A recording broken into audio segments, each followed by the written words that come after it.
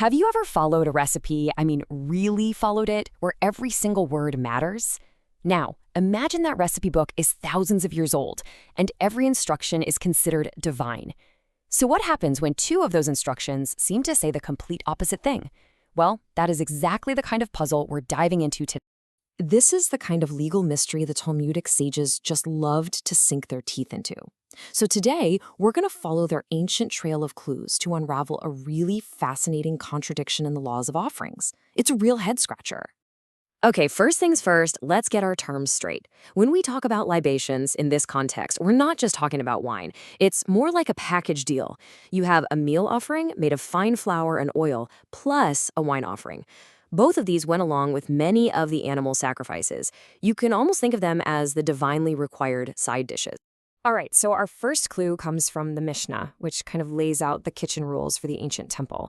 And like any good recipe, a huge part of it is about what you can and what you absolutely cannot mix together. So the rule here seems pretty straightforward, actually. Offerings for bulls and rams, they use the exact same flour to oil ratio. So yeah, you can mix their meal offerings together, no problem. But lambs, they use a different ratio. So you can't mix their meal offering with one for a bull or a ram. Makes sense, right? It's like baking. You wouldn't just mix your cake batter with your bread dough and hope for the best. But here's our first little twist. The Mishnah adds a really important exception. It says you can't mix the raw ingredients of a lamb and a bull offering. But what if you prepare each one separately? You mix the flour and oil for the lamb, and then you mix the flour and oil for the bull, and then those two finished mixtures accidentally get combined? Well, they're still valid. So you see, the really crucial detail here is the stage at which the mixing happens. Everything seems pretty clear so far, doesn't it? Well, this is where our mystery really begins, because the Talmud unearths another ancient text, a verse from the Bible itself, that seems to just throw this entire rulebook right out the window. Okay, so check out this verse from Leviticus. It's talking about the different fats from a peace offering that get burned on the altar. It lists several different types of fats. But then it says, and Aaron's son shall burn it on the altar. It. Just a tiny two-letter word, but in a sacred text where every single letter is believed to be precise and full of meaning, this one little singular pronoun, well, it creates a huge problem.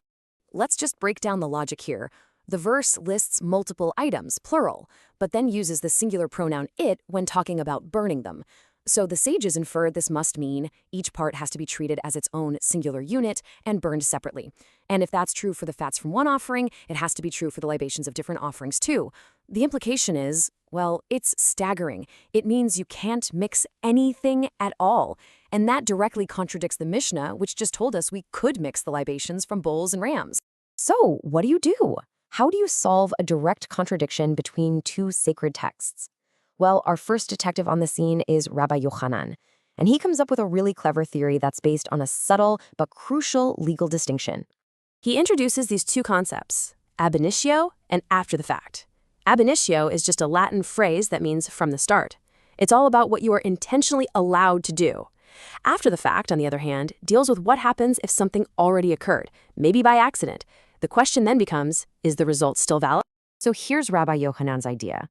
He proposes that the verse in Leviticus gives us the ab initio rule. You are not supposed to mix anything, period. The Mishnah, he argues, is only giving an after-the-fact ruling. It's basically saying that if you accidentally mix the libations of bulls and rams, well, they aren't disqualified.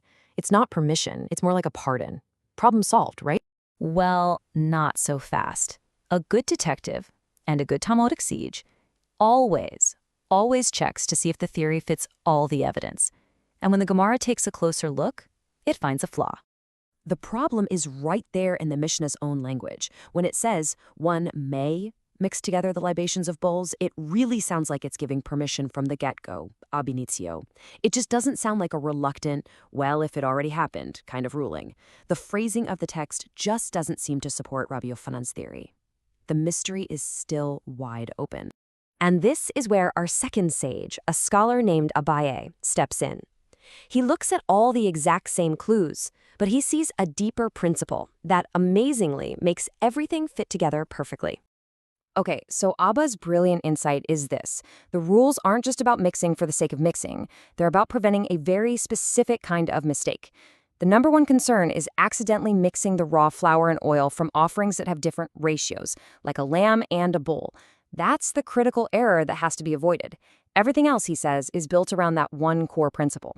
So with that in mind, Abaye proposes a new, much more nuanced rule. He says, look, if the meal offerings, the flour and oil part, are already safely burned, or even if they're just properly mixed, then there's no more danger of messing them up. So yeah, go ahead and mix the wine from the start.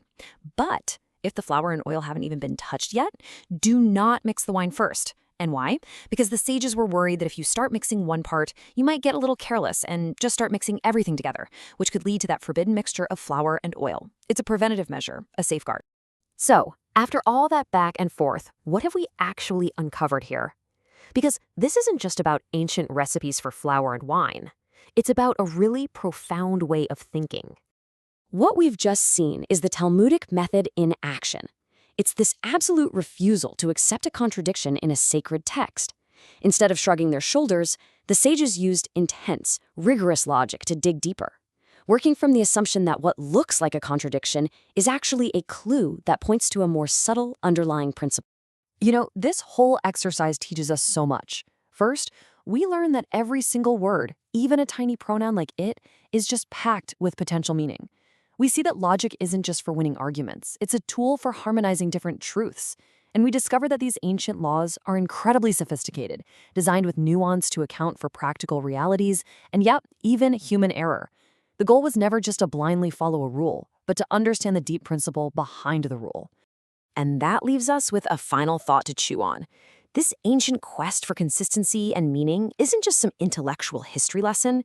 It really forces us to ask ourselves, in our own modern systems, whether we're talking about law, science, or even ethics, how do we strike that balance between the need for precise, absolute rules and the messy, practical realities of everyday human life?